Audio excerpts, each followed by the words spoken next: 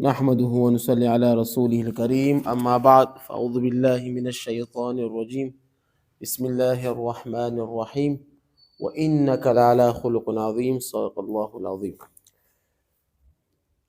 حضور سرور کائنات صلی اللہ علیہ وآلہ وسلم کے اخلاق کے متعلق حضرت عائشہ رضی اللہ تعالیٰ عنہ سے سوال کیا گیا۔ فرمائے کہ حضور صلی اللہ علیہ وسلم کا خلق قرآن مجید ہے۔ اخلاق حضور صلی اللہ علیہ وسلم کی ناراضگی اور خوشنودی قرآن کی موافق تھی، اپنی وجہ سے کسی پر ناراضگی نہ ہوتی تھی، ٹھیک ہے، اور نہ بدلہ لیتے تھے، لیکن جب کہ حقوق خداوندی ضائع کیے جاتے تو محض خدا کے لیے اپنے انتقام لیتے تھے، ٹھیک ہے۔ جیسے کہ غزوہ بدر، جہاد کیا ہے؟ یہ اللہ کے حقوق کو نافذ کرنا تھا، اس لیے ہم پر آپ صلی اللہ علیہ وسلم نے قتل بھی کیا، قتال بھی کیا، کفار کو مارا بھی۔ یہ کیوں؟ اعلیٰ کلمت اللہ، اللہ کی کلمے کو بلند کرنا، اس وجہ سے، ٹھیک ہے۔ اور جب حضور صلی اللہ علیہ وسلم غصہ فرماتے تھے، غصہ کوئی شخص غصے کی تاب نہیں لا سکتا، اتنا سخت غصہ ہوتا تھا، ٹھیک ہے۔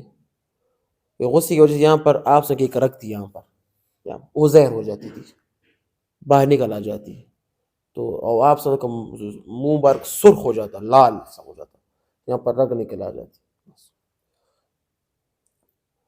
کبھی اتفاق نہیں ہو کہ آپ صلی اللہ علیہ وسلم سے سوال کیا گیا ہو اور آپ نے رد فرمایا ہو، ہر سوال کا جواب دیتے۔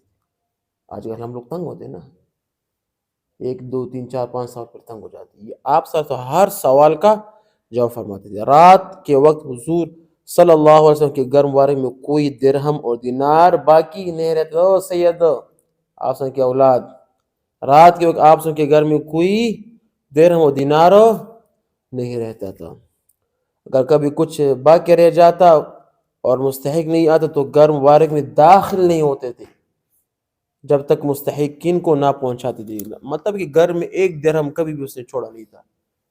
راتوں سے پہلے کیا کرتے؟ صدقہ فرماتے تھے، ٹھیک ہے۔ اور عطائی الہی یعنی بیت المال سے اہل بیت کے لیے ازران ترین اجناس خرمہ جو غیر کے 1 سال کے خرچ سے زیادہ کبھی قبول نہیں فرمایا، ٹھیک ہے۔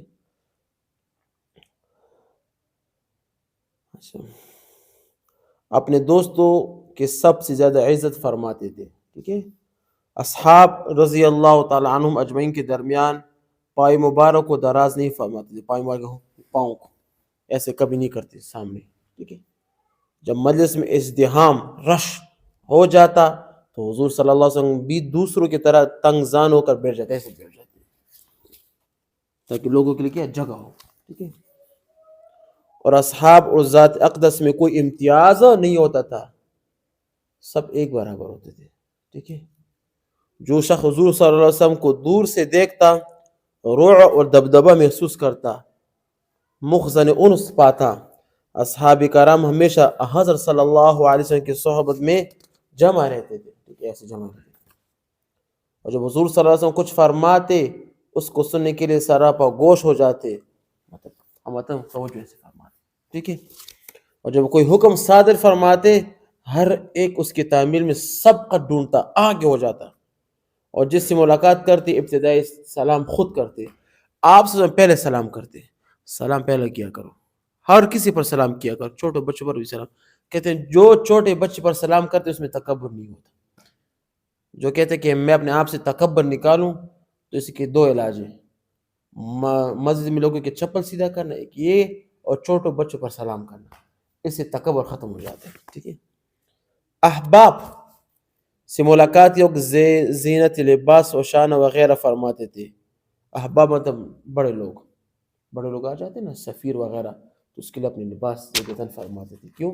اس کی عزت ہے نا۔ اور پرسش احوال اصحاب فرماتے، اور کوئی بیمار ہو جاتا اس کی عیادت فرماتے، عیادت مطلب گھر جاتے، اگر کوئی سفر میں جاتا اس کے لیے دعا فرماتے، اور جو کوئی مر جاتا تو کیا کہتے ہیں؟ انا للہ و انا الیہ راجعون، اور دعا فرماتے۔ اور غمگین اور ازرہ اصحاب کی مطلب زدہ اصحاب کی دلداری کے لیے ان کے گھر میں تشریف لے جاتے تھے، اور اپنے احباب کے باغوں میں تشریف لے جاتے تھے، ان کی دعوت قبول فرماتے تھے، اور سرداران قوم قبیلہ کی تسلی فرماتے تھے، اور اہل کمال کی نہایت عزت فرماتے تھے، اور ہر ایک سے خاندان پیشانی، مطلب اس کا جو ماتا ہوتا ہے نا وہ چھوڑا ہو جاتا تھا، خاندان پیشانی، اور عذر خواہ کا عذر قبول فرماتے تھے. ٹھیک ہے. حضرت انس رضی اللہ تعالیٰ عنہ کیا تھے؟ خادم رسول تھے. فرماتے تھے کہ حضور صلی اللہ علیہ وسلم کی خدمت میں تقریباً 10 سال گزارے. خدا کی قسم سفر اور حضر میں حضور صلی اللہ علیہ وسلم مجھ سے بہت زیادہ میری خدمت فرماتے تھے، اور کبھی اس در میں مجھے اف نہیں فرمایا. 10 سال میں آپ نے کبھی اس کو اف بھی نہیں فرمایا. خادم تھے نا. اور کبھی تنگ دلی اور ناخوشی کا کوئی کلمہ نہیں کہا، اور جو کام میں نے کر لیا اس پر کبھی نہیں فرما کہ کیوں کیا، اور جو نہیں کیا اس پر یہ کیوں نہیں کیا، کبھی نہیں فرمایا. جو کام کرتا بس اف بھی نہیں فرمایا، مارنا تو دور کے بعد اف بھی نہیں فرمایا. اخلاق دینا. اللہ تعالیٰ اپنے بندے کی سعادت کو ناپسند فرماتے کہ وہ اپنے احباب کے ساتھ شان امتیاز رکھتا ہے، مطلب اونچا اپنے آپ کو رکھتا ہے. بعض ہوتے ہیں آج کل دنیا کے لوگ ہوتے ہیں نا جن کے پاس دوستوں مال پیسہ آ جائے تو وہ ہم نے کہ میرے پاس پیسہ ہے. نہ یہ اخلاق نہیں ہے. برابر اختیار کرو، برابر اختیار کرو، برابر اختیار کرو. ٹھیک ہے نا. کبھی بھی اپنے آپ کو اونچا مت ثابت کرو. آپ کے پاس پیسہ آ گیا نا تو اگر خرچ بھی کرنا تو ایسے طریقے سے خرچ کر کے دوسرا جو آپ کا دوست ہو نا وہ اپنے آپ کو حقیر نہ سمجھے. برابر اختیار کرنا چاہیے. وہ ایسے کرتے ہیں کہ آج کل لوگ بھی اس کو کیا کہتے ہیں کہ خادم سے بنا دیتے ہیں، ہر کام اس پر کرتے ہیں اپنے دوست کیوں اس کے پاس پیسہ ہوتا ہے نا. یہ صحیح بات نہیں ہے. ٹھیک ہے. جو حضور صلی اللہ علیہ وسلم کی خدمت میں حاضر ہوتا جب تک خود اٹھ کر نہ چلا جاتا آپ سب اس کے پاس سے تشریف نہ لے جاتے تھے. اگر خود اتفاقاً کوئی ضرورت پیش آتے تو صاحب مجلس سے اجازت تشریف فرماتے کہ میں کچھ کام لے جاؤں. مطلب مجلس سے خود نہیں اٹھتے. جب تک وہ خود ہی نہیں اٹھتا آپ سب کبھی بھی نہیں اٹھتے. اگر کوئی ضرورت پیش آتی تو ایسے اجازت فرما کر وہ تشریف لے جاتے تھے. اور بھی بہت سے اخلاق ہیں. سب سے بڑا جو دلیل قرآن مجید خود ہے. قرآن مجید اللہ پاک کیا فرماتے ہیں؟ وَإِنَّكَ لَعَلَىٰ خُلُقٍ عَظِيمٍ. بے شک آپ صلی اللہ علیہ وسلم اخلاق عظیم مرتبے پر کیا تھے؟ فائز تھے.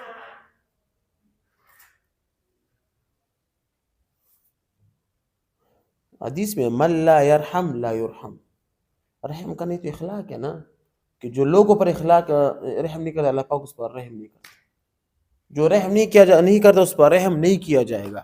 یہ بھی اخلاق ہے. حدیث بھی بہت زیادہ پڑوسی کی حقوق یہ بھی اخلاق ہے. کہتے ہیں کہ جب آپ مثال کے طور پر سامان جاتے ہیں اپنے گھر تو جب آپ کے پڑوسی مثال غریب ہو تو اسے چھپ کر لے جانا چاہیے تاکہ اس کی جو بچی یہ سامان دے کر اس کی دل میں آرزو نہ ہو جائے. چھپ کر لے جانا چاہیے.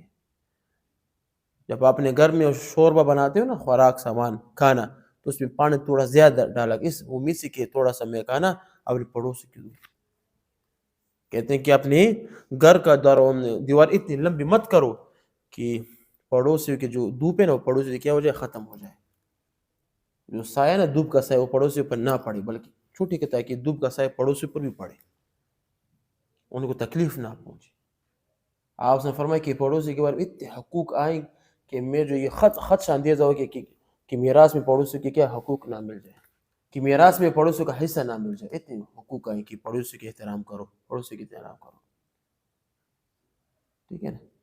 تو اللہ پاک بھی ہمیں بھی آپ سن کے اخلاق کا تھوڑا سا حصہ نصیب فرمائے. 1% بھی اگر نصیب فرما دے نا تو ہمارا دنیا و دین بھی تمام باقی دنیا بھی تمام. امید کرنا چاہیے اللہ پاک سے کہ کوشش کرنی چاہیے لوگ ملتے تو اخلاق سے ملنا چاہیے. غصہ یہ چھوڑنا چاہیے. اپنی جو پیشانی مبارک کو کھلا ہونا چاہیے. مسکرا کر زندگی جینا چاہیے. انشاءاللہ جو آپ سن کے پاس جو زندگی اس نے گزاری ہے نا خوش زندگی ہمیں بھی انشاءاللہ پاک وہ زندگی نصیب فرمائیں گے. وآخر دعوانا الحمدللہ رب العالمین.